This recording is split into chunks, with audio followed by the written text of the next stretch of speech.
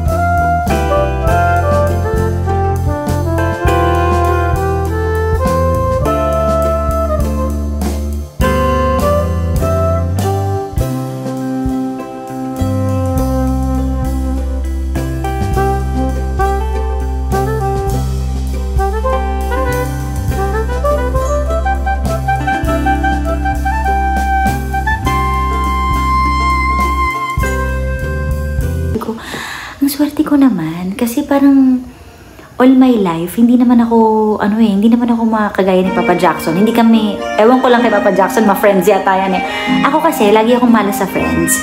Parang magmula nung grade 1, elementary, high school, and hanggang college, bihira ako magkaroon ng friend, laging isa lang. Tapos minsan yung isa lang, it's either iiwan ako or mabibetray ako, ganyan. Or wala na at all maiiwan sa akin. So, sanay ako na wala akong tropa.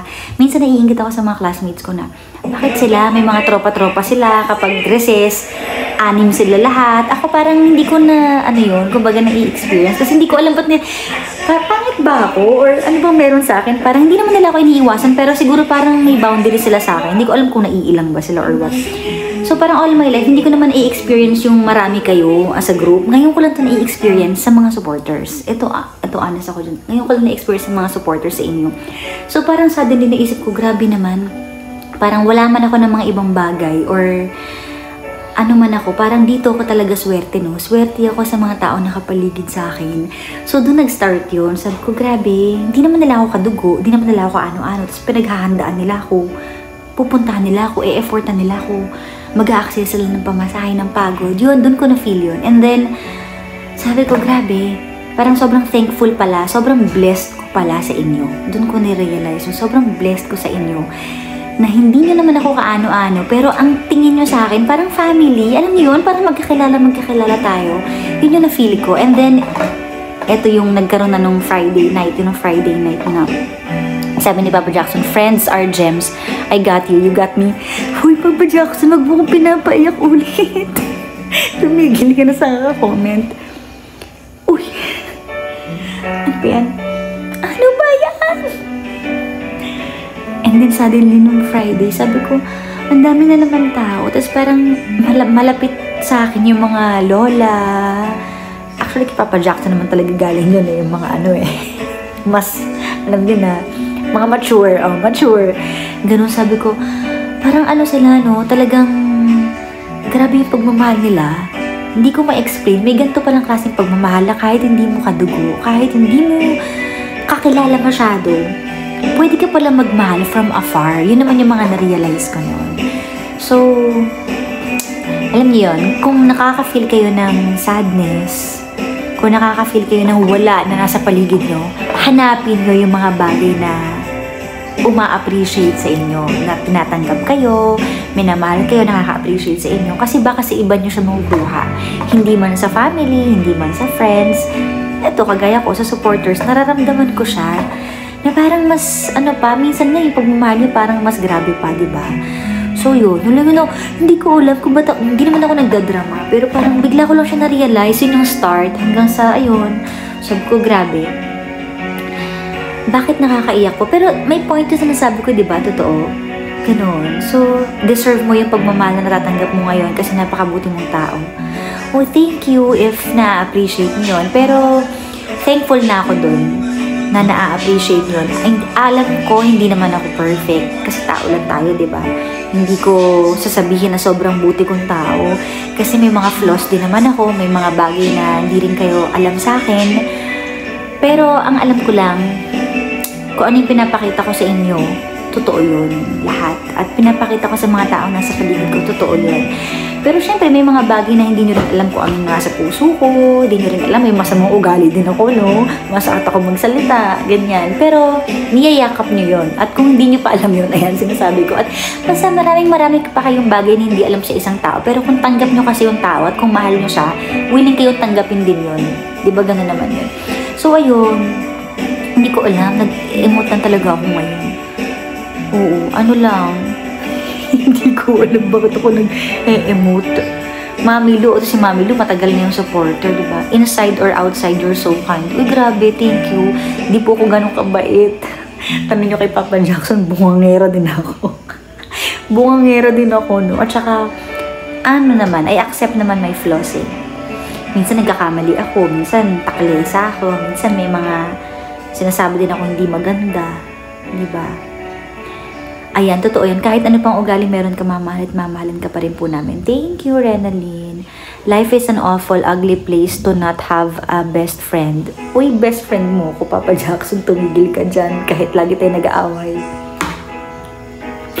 Sinisip mo tuloy ako. Diba? Ikaw, Papa Jackson, napatunayan mo na yan through thick and thin. Kahit murahin pa kita ngayon, kahit sapok-sapokin pa kita ngayon, alam mo na you have me. Diba? Na, ayun. It's been a while. Hello, Pandas Channel. Diba? You have me to save your days. Ano sa kanta? Have you... Tama ba ang lyrics? Diba, no? Kahit ano pa, you have saved many people. Uy, thank you. Napapasaya mo kami from afar. Thank you po. Kung nababaitan kayo sa akin, maraming salamat pa din. Pero may attitude din ako, guys. Lalo na pag magkakaroon. Oo, masungit ako. Alam niyo, parang wala ako sa mood, ganun. May ganun akong, ano, yung ano ba, yung, kasi naman eh, ganun ako. Pero ganun kasi talagang tao. Hindi ka makakakuha ng perfect. Pag nakakuha ka ng perfect, santo na yon. Saint, magiging saint ka na, no? Di ba? Wala lang. Ayun lang. Naamin na may masamang ugali. O naman. Oo. So anyways, ayun lang. Halimbawa, na kapag mabuti ka sa pamilya mo o kahit kanino, ibabalik yung kabutihan na yon sa ibang paraan. So, parang ngayon ko na-feel na kayo yung nagbabalik sa akin, no, nung mga bagay na deserve ko. Hi, Marie Chris! Gaya niya, halimbawa, may mga pinaprovide ako sa family ko. Gusto ko, doon kasi ako masaya eh. Pag nakapag-provide ako, may regalo ako sa kanila. Pero sa sarili ko, hindi ko mabigyan. Tapos ang ending, kayo yung ano ng mga wishes ko, kayo yung nag-grant, kayo yung nagbibigay sa akin ng kung ano mang kailangan ko, pinoprovide mo. So parang sabi ko, swerte ko naman, diba, nakikita ng Diyos kung ano yung kakulangan sa akin at inaano niya sa ibang paraan. Andito po ako ngayon sa Lipa, Batangas.